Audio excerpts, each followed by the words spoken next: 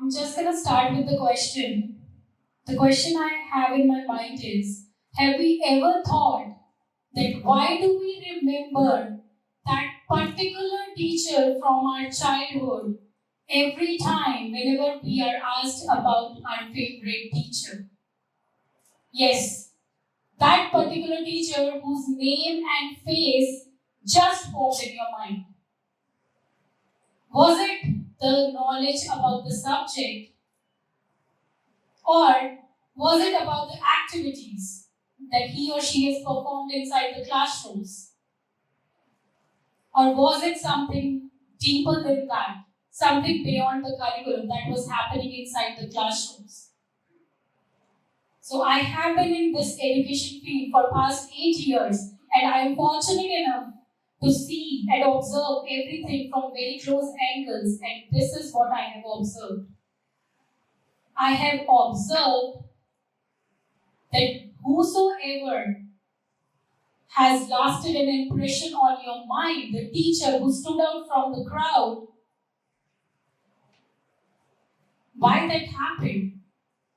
Because that particular teacher has made you feel valued, has made you feel seen, heard, and understood inside the classrooms. That's why you can still remember that teacher. That's why that particular teacher has not only impacted your academic excellence, but also your outlook towards the life. You know, as children, we all mimic our teachers. We all do that.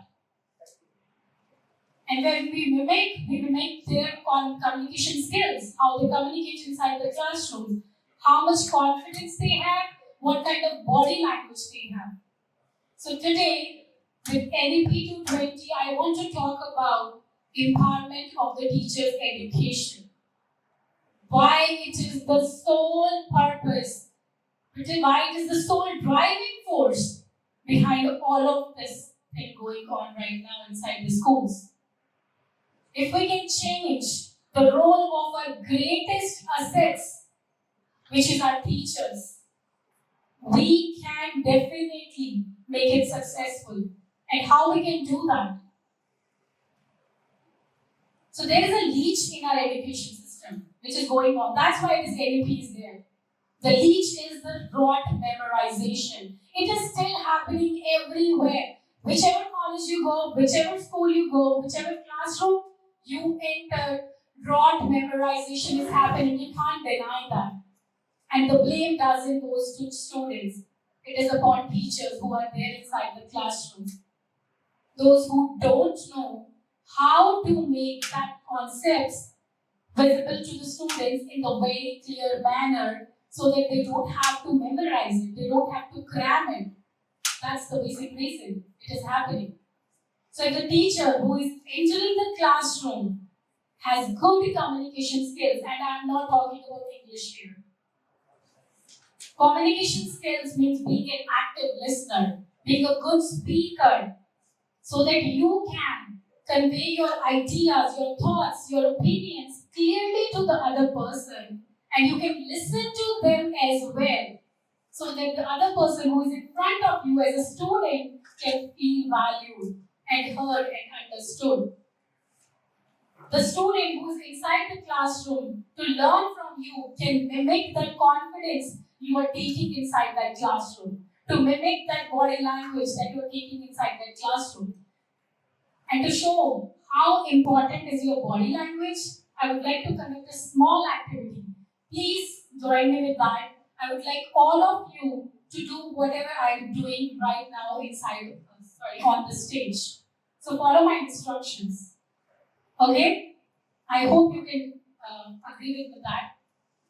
So let's start the activity. You have to raise your hands up to the ceiling. Everyone, raise your hands up to the ceiling.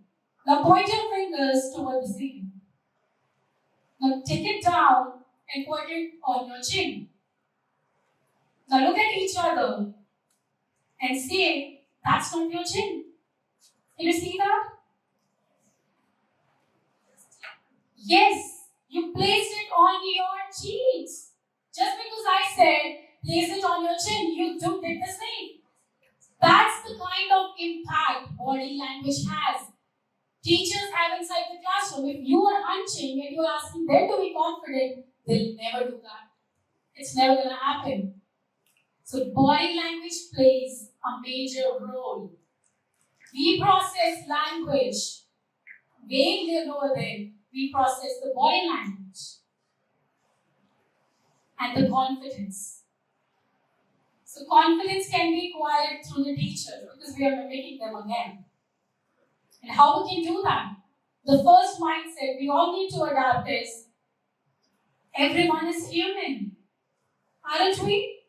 Just like every other person in this room, we all are humans and we need to convey the same idea to our students, to our teachers as well, that everybody has their strong and weak areas, and it's okay to have that. And we can only gain confidence if we start working on our strong areas, gain more confidence from it, and then start working on our weak areas by using that same confidence that we gain from the strong ones.